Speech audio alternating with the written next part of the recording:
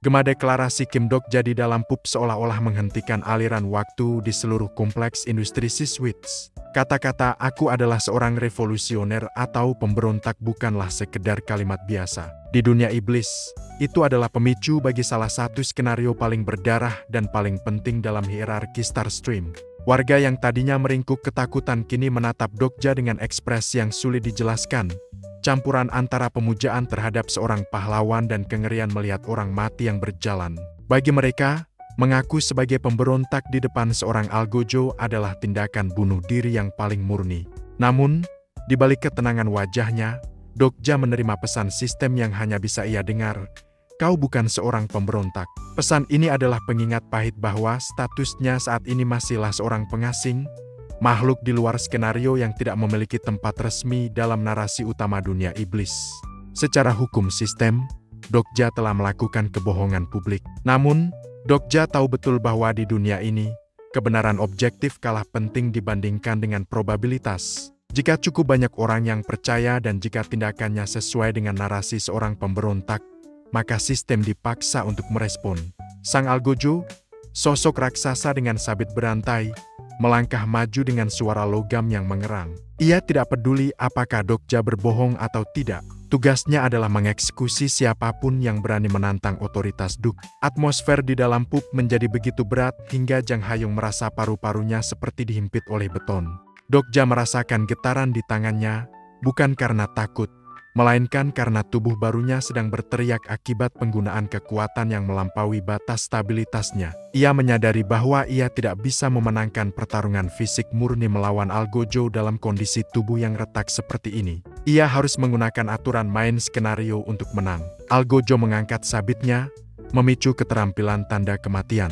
Dalam kondisi normal, siapapun yang ditandai akan mati dalam hitungan detik. Namun, disinilah letak kecerdikan Dokja. Ia memahami mekanika skenario malam di dunia iblis. Algojo hanya diizinkan membunuh satu target utama setiap malam untuk menjaga keseimbangan probabilitas.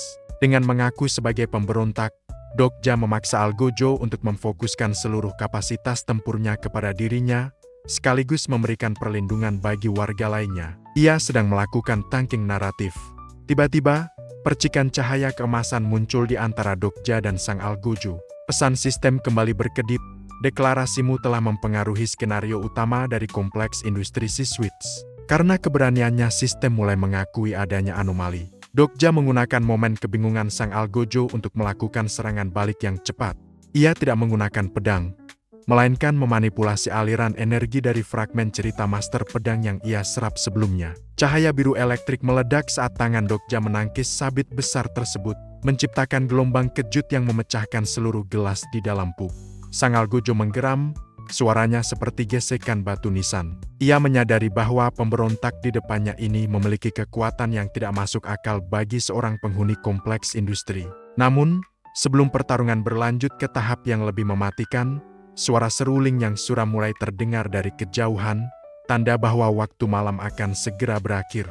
Algojo yang terikat oleh aturan sistem tidak bisa terus bertarung begitu fajar narasi mulai menyingsing. Dengan penuh kebencian, sang algojo menarik kembali sabitnya. "Keberuntunganmu bagus," bisiknya sebelum sosoknya perlahan memudar ke dalam bayang-bayang. Saat kegelapan menghilang, pub kembali ke kondisi semula, meski dengan meja dan kursi yang hancur berantakan. Pesan terakhir malam itu muncul di hadapan Dokja, "Tidak ada yang mati malam ini." Sebuah pencapaian yang mustahil di bawah pemerintahan Duk Siswits. Jang Hayung menatap Dokja dengan mata yang penuh semangat dan rasa syukur, sementara para pekerja lain mulai berbisik-bisik, "Pemberontak baru. Seorang pemberontak baru telah muncul." Kabar ini akan menyebar seperti api di padang rumput kering, mencapai telinga mata-mata Dut hanya dalam hitungan jam. Dokja menyadari bahwa meskipun ia berhasil selamat malam ini, ia kini telah menarik target raksasa ke punggungnya. Ia tidak lagi bisa bergerak secara diam-diam. Sebagai pemberontak palsu, ia harus terus menunjukkan tindakan heroik untuk mempertahankan probabilitasnya agar tidak dihapus oleh sistem. Ia juga mulai menyadari bahwa di antara warga yang bersorak, ada satu orang yang memiliki peran penjaga, sosok rahasia yang dalam skenario asli bertugas melindungi sang revolusioner. Mencari penjaga ini akan menjadi langkah krusial dalam catur dimensinya. Dokja keluar dari pub, menatap langit dunia iblis yang masih gelap namun mulai dihiasi oleh bintang-bintang redup yang sangat jarang terlihat. Ia merindukan komunikasi dari rekan-rekannya. Ia merindukan omelan Han Suyang atau kesetiaan Lee Hyun Sung. Namun, di sini ia sendirian, bertarung di panggung yang tidak terlihat oleh para konstelasi besar. Rasa kesepian itu sempat menyelinap, namun segera ia tepis dengan tekad baru. Ia harus segera memulihkan tubuhnya sepenuhnya melalui bantuan Aileen dan mempersiapkan diri untuk skenario siang hari yang akan jauh lebih brutal. Di dalam hatinya, ia sedang tertawa pada dirinya sendiri. Seorang kutu buku yang dulunya hanya bisa membaca tentang pahlawan kini harus menjadi pahlawan palsu bagi orang-orang yang putus asa. Namun, saat ia melihat harapan yang kembali terpancar di mata Jang Hayung, ia menyadari bahwa kebohongan ini mungkin adalah hal terbaik yang pernah ia lakukan sejak terdampar di cakrawala cerita. Di jantung kompleks industri Siswits, sebuah narasi baru sedang merayap di antara pipa-pipa berkarat dan gang-gang sempit yang lembab. Kim Dokja, yang kini memikul beban sebagai revolusioner palsu, duduk di ruang rapat rahasia bersama Alin Makerfield. Pertarungan singkatnya dengan Algojo di PUB telah mengubah dinamika seluruh distrik. Ia bukan lagi sekedar pengasing yang sekarat, melainkan simbol yang menghidupkan kembali bara api yang sudah lama padam di hati para budak industri. Namun, Dokja sadar bahwa simbol tanpa fondasi hanyalah fata morgana yang akan musnah saat badai pertama datang. Ia membutuhkan tim sebuah struktur yang diakui oleh sistem skenario untuk melegitimasi keberadaannya. Alin menatap Dokja dengan tatapan yang jauh lebih serius daripada sebelumnya. Ia bukan lagi sekedar insinyur yang memperbaiki tubuh, melainkan penasihat strategis yang memahami betapa brutalnya hukum di dunia iblis. Kau bukan revolusioner sejati, desah Alin, sebuah fakta yang sudah mereka berdua fahami namun tetap terasa berat saat diucapkan. Dokja hanya tersenyum tipis, sebuah senyum yang mengandung kepercayaan diri yang aneh. Bagi Dokja, keaslian status bukanlah segalanya. Yang terpenting adalah bagaimana ia memainkan peran tersebut di depan sistem. Ia sedang melakukan peretasan terhadap nasib, menggunakan celah probabilitas untuk menciptakan revolusi tanpa revolusioner. Diskusi mereka terhenti saat pintu ruang rapat terbuka dengan paksa. Jang Hayung muncul dengan napas terengah-engah. Wajahnya menunjukkan campuran antara panik dan harapan yang meluap. Ada seseorang meminta masuk, lapornya. Alin yang sedang tegang mencoba mengusir tamu tak diundang tersebut. Namun kata-kata Jang Hayung selanjutnya membekukan suasana. Seseorang yang mengaku sebagai penjaga telah datang. Di dalam skenario revolusi, penjaga atau guardian adalah posisi krusial. Mereka adalah satu-satunya entitas yang memiliki keterampilan untuk menetralisir tanda kematian milik Algojo. Tanpa penjaga, sang revolusioner hanyalah sasaran empuk yang akan dieksekusi di malam berikutnya. Sosok yang melangkah masuk ke dalam ruangan adalah seorang pria paruh baya dengan tubuh kekar yang dipenuhi bekas luka kerja keras. Namanya adalah Mark, seorang warga yang selama ini menyembunyikan identitasnya di bawah tumpukan jelaga industri. Ia menatap Dokja dengan mata yang tajam, mencari kebenaran di balik topeng Yu Jong Hyuk yang dikenakan pria itu. Apakah kau benar-benar revolusioner? Tanya Mark dengan suara berat. Pertanyaan itu bukan hanya sekedar interogasi, melainkan sebuah pertaruhan nyawa. Jika Dokja gagal meyakinkannya, Mark bisa saja pergi dan membiarkan Dokja dibantai oleh Algojo di malam berikutnya. Dokja menyadari bahwa ia sedang berada di persimpangan jalan. Untuk mendapatkan kesetiaan Mark, ia tidak bisa hanya mengandalkan kata-kata manis. Ia harus menunjukkan bahwa ia memahami beban dari posisi tersebut. Dokja mulai menjelaskan secara rinci tentang mekanika skenario yang seharusnya tidak diketahui oleh orang luar. Ia berbicara tentang kebutuhan akan petarung untuk menghadapi Algojo secara fisik dan mata-mata untuk menyusup ke dalam barisan musuh.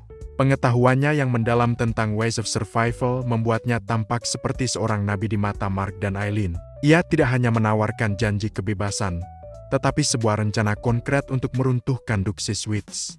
Sementara itu, di kantor pusat Duk, suasana tidak kalah tegangnya. Olhan, sosok misterius yang memiliki koneksi dengan Raja Iblis Asmodeus, sedang mengamati laporan-laporan yang masuk. Keberadaan Kim Dokja telah mulai mengusik ketenangan para penguasa. Mereka mulai curiga bahwa ada kekuatan besar yang sedang bergerak di bawah permukaan. Duk Siswits, yang biasanya acuh tak acuh, kini merasa perlu untuk mempercepat proses penindasan sebelum benih revolusi ini tumbuh menjadi pohon yang tak bisa ditebang.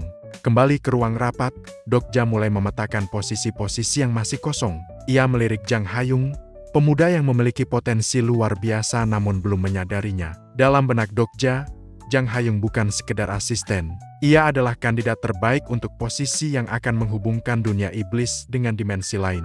Namun, untuk saat ini, Dokja menyimpannya sebagai kartu as. Ia fokus pada Mark, sang penjaga yang baru saja bergabung. Dengan adanya Mark, Dokja kini memiliki perisai. Malam ini, kita tidak akan hanya bertahan, bisik Dokja, kita akan mulai memburu para pemburu. Detail teknis dari skenario revolusi diungkapkan melalui narasi yang intens. Dokja menjelaskan bahwa posisi-posisi ini bukan hanya sekedar gelar, tetapi mereka memberikan buff dan keterampilan aktif yang hanya bisa digunakan di dalam batas kompleks industri.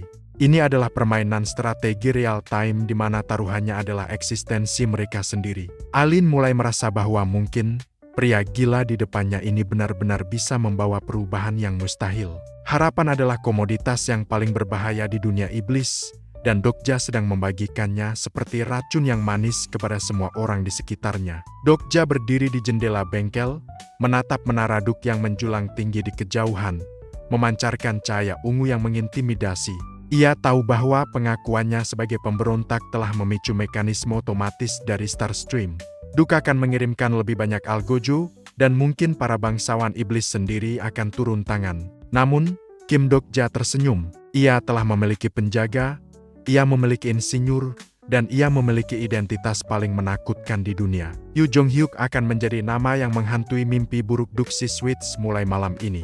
Revolusi yang sebenarnya baru saja mendapatkan jantungnya, dan detaknya mulai terdengar di seluruh alam iblis ke-73. Pertemuan di dalam bengkel Lailin mencapai puncaknya ketika sosok di balik pintu terungkap. Mark, sang pemilik pub yang sebelumnya menyajikan hidangan dengan harga murah, kini berdiri dengan martabat yang berbeda. Apron kotor dan rambut putihnya yang berantakan hanyalah kamuflase sempurna bagi perannya sebagai penjaga. Alin menatapnya dengan skeptisisme yang kental. Sulit membayangkan pria parubaya yang tampak lelah ini memegang kunci keselamatan bagi sang revolusioner. Namun, bagi Kim Dokja, kehadiran Mark adalah kepastian naratif yang sudah ia antisipasi. Ia tahu bahwa dalam struktur Ways of Survival, seorang penjaga seringkali adalah mereka yang paling dekat dengan denyut nadi masyarakat. Mereka yang mendengar segalanya tetapi tidak mengatakan apapun. Mark menjelaskan dilema moral yang menghantuinya selama ini. Seorang penjaga di dunia iblis hanya memiliki 5 kesempatan untuk menggunakan kemampuan perlindungan. Setiap kali ia menyelamatkan nyawa seorang warga biasa, ia mengurangi peluangnya untuk melindungi sang revolusioner yang sebenarnya. Mark telah memilih untuk tetap diam, membiarkan beberapa orang mati demi menyimpan poin perlindungannya untuk momen yang benar-benar bisa mengubah sejarah. Dokja mengamati Mark dengan empati yang dingin. Ia memahami bahwa di Starstream, kelangsungan hidup seringkali mengharuskan seseorang untuk menjadi kejam demi tujuan yang lebih besar. Diskusi mereka beralih ke strategi untuk menghadapi malam kedua. Dokja menyadari bahwa keberhasilannya menipu Algojo pada malam pertama telah meninggalkan kesan mendalam dan berbahaya. Ia telah mengubah wajahnya menggunakan keterampilan penyamaran, namun pakaiannya yang ikonik tetap menjadi penanda bagi para warga yang kini memandangnya sebagai pahlawan baru. Saat matahari mulai tenggelam dan cahaya ungu dunia iblis semakin pekat, rasa cemas mulai merayap di kompleks industri.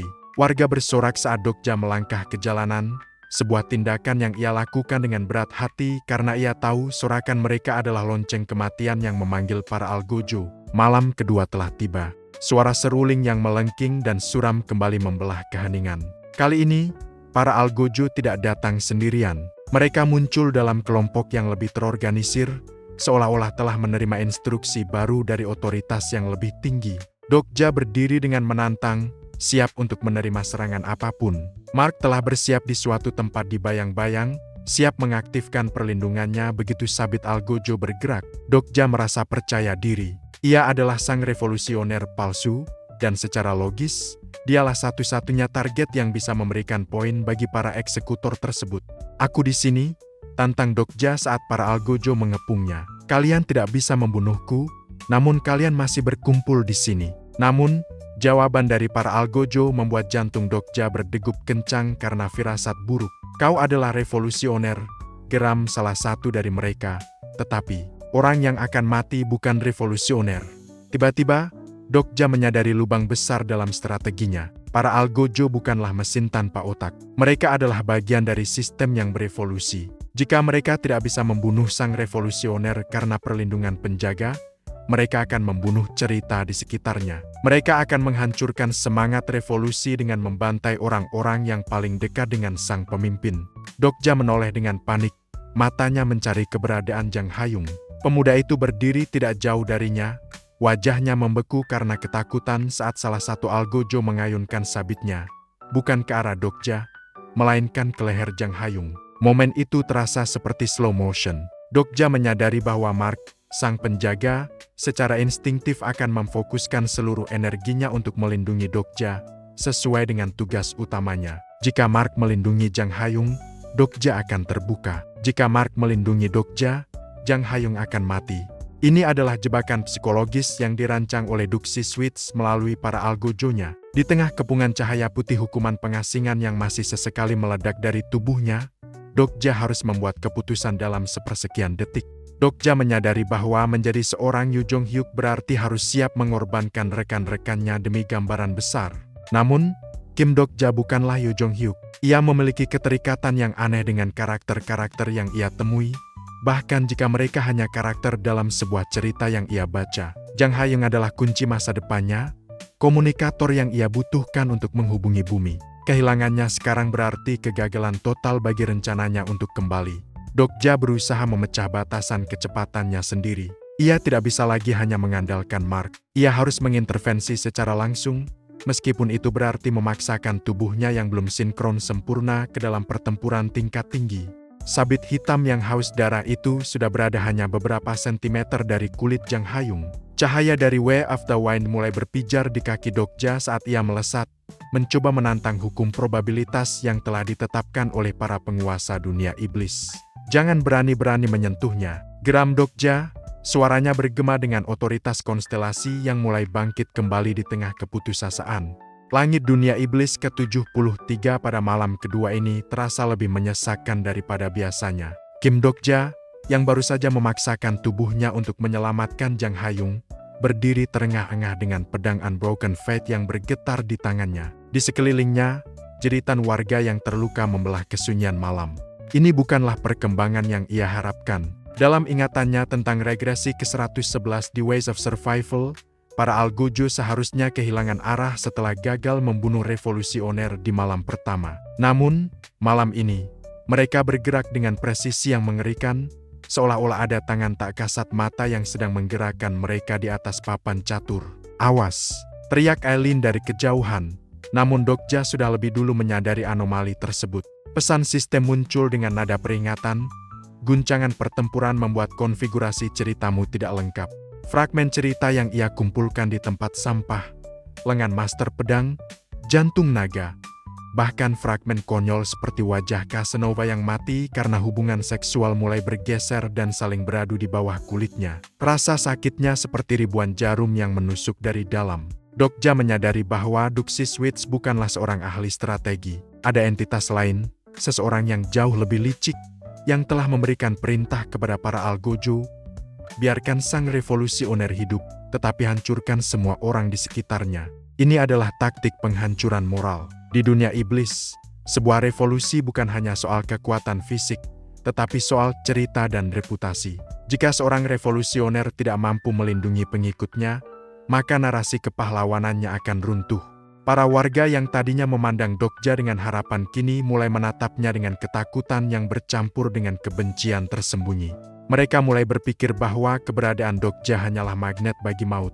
Dokja menggigit bibirnya hingga berdarah, menyadari bahwa ia baru saja kalah dalam perang persepsi malam ini. Mark, sang penjaga, mencoba mendekat untuk memberikan perlindungan, namun ia juga tampak ragu melihat kekacauan yang tak terkendali ini. Setelah fajar menyingsing dan para algojo menghilang ke dalam kabut industri, suasana di dalam bengkel Aileen menjadi sangat suram. Dokja duduk di sudut ruangan, mencoba menstabilkan kembali potongan-potongan narasinya yang retak. Mark berdiri di dekat pintu, wajahnya yang penuh bekas luka tampak lebih tua 10 tahun. "Malam ini berjalan buruk," gumam Mark dengan suara serak. "Jika ini terus berlanjut, tidak akan ada lagi warga yang berani keluar rumah besok." Dokja mengangguk pelan. Ia tahu bahwa musuh telah menemukan celah dalam skenario revolusi.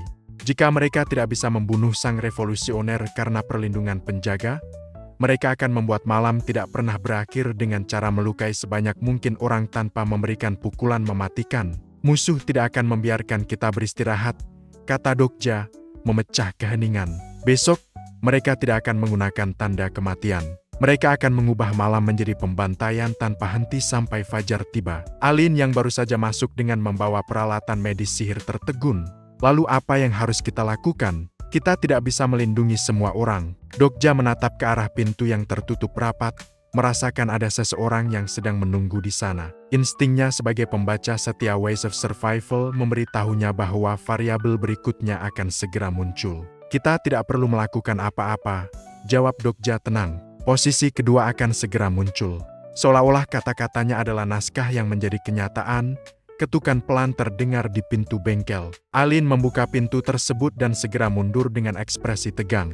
Di ambang pintu berdiri seorang pria dengan pakaian yang terlalu rapi untuk ukuran kompleks industri Siswitz. Ia memiliki senyum yang licin dan tatapan mata yang selalu berpindah-pindah, ciri khas dari seseorang yang hidup di antara dua dunia. Alin berbisik dengan nada waspada, "Pemberontak, seseorang datang mencarimu." Dia mengaku sebagai seorang mata-mata. Kemunculan mata-mata adalah titik balik krusial dalam permainan pemberontak. Seorang mata-mata memiliki kemampuan untuk mengetahui posisi para algojo dan bahkan mengintip rencana musuh. Namun, masalah terbesarnya adalah mata-mata adalah peran yang paling mudah berkhianat. Mereka bisa bekerja untuk revolusioner, atau mereka bisa menjadi agen ganda bagi sang duk. Pria itu melangkah masuk dengan keangkuhan yang tertahan, menawarkan informasi yang bisa menyelamatkan atau menghancurkan seluruh distrik. Dokja menatap pria itu tanpa ekspresi. Ia tahu bahwa ini adalah bagian dari ujian probabilitas yang diberikan oleh sistem.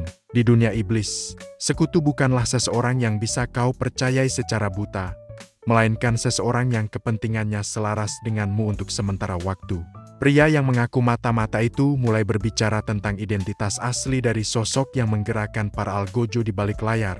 Seorang bangsawan tinggi yang memiliki ambisi untuk menggulingkan Duk Siswitz namun ingin menggunakan revolusioner sebagai pion pengalih perhatian. Dokja menyadari bahwa ia tidak lagi hanya melawan monster, melainkan melawan sebuah konspirasi politik yang rumit. Perjuangannya untuk kembali ke bumi kini harus melewati jalan berliku yang penuh dengan pengkhianatan.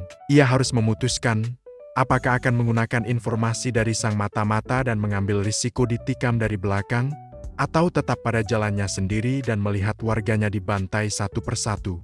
Kim Dokja berdiri tegak, meski tubuhnya masih terasa seperti akan meledak. Ia menatap sang mata-mata dengan senyum Yu Jong Hyuk yang paling dingin. "Katakan padaku," bisik Dokja, "berapa harga yang kau minta untuk pengkhianatanmu selanjutnya?" Dengan kemunculan posisi mata-mata, bidak-bidak di papan catur skenario revolusi telah lengkap. Dokja kini memiliki penjaga, insinyur, dan mata-mata. Namun, ia juga tahu bahwa di antara mereka, mungkin ada seseorang yang sedang menyiapkan belati untuk lehernya. Di dalam bengkel Ailin yang remang-remang, kehadiran sosok yang mengaku sebagai mata-mata membawa ketegangan baru yang lebih tajam daripada sabit algojo. Kim Dokja menatap pria di depannya dengan saksama. Selain potensi menjadi agen ganda, kemampuan mereka adalah pemegang kunci informasi yang bisa memeriksa identitas 10 orang per hari. Namun, yang membuat Dokja terpaku bukanlah status sistem pria itu, melainkan rasa deja vu yang kuat saat melihat wajahnya. Pria ini memberikan kesan ambigu, seseorang yang seolah-olah ditarik dari memori masa lalu yang tidak menyenangkan di bumi. Mata-mata dalam Revolutionary Game adalah posisi yang tidak memiliki kesetiaan tetap. Mereka bisa menjadi penyelamat bagi sang revolusioner atau menjadi belati yang menusuk dari belakang demi mendapatkan koin dan perlindungan dari sang duk. Pria itu tersenyum tipis, sebuah senyuman yang terlalu licin untuk seseorang yang hidup di dunia industri yang kasar. "Apakah kau benar-benar Yu Jong Hyuk?" tanyanya dengan nada meremehkan. Dokja tidak membalas dengan kata-kata. Ia justru membiarkan aura The Fourth Wall menyelimuti pikirannya, menjaga agar emosi dan identitas aslinya tidak terbaca oleh keterampilan pengintai apapun yang mungkin dimiliki lawan bicaranya. Diskusi bergeser pada rencana untuk menghadapi malam ketiga. Dokja menyadari bahwa ia tidak bisa lagi bermain bertahan. Mata-mata tersebut memberikan informasi krusial, identitas beberapa algojo yang bersembunyi di antara warga sipil sebagai warga biasa di siang hari. Ini adalah strategi yang menjijikkan namun efektif. Para algojo tidak hanya muncul sebagai monster di malam hari, tetapi mereka adalah tetangga, rekan kerja, atau bahkan teman yang memata-matai setiap gerak-gerik warga saat matahari terbit. Dokja memutuskan untuk membalikan keadaan. Jika musuh menggunakan rasa takut, ia akan menggunakan kemarahan.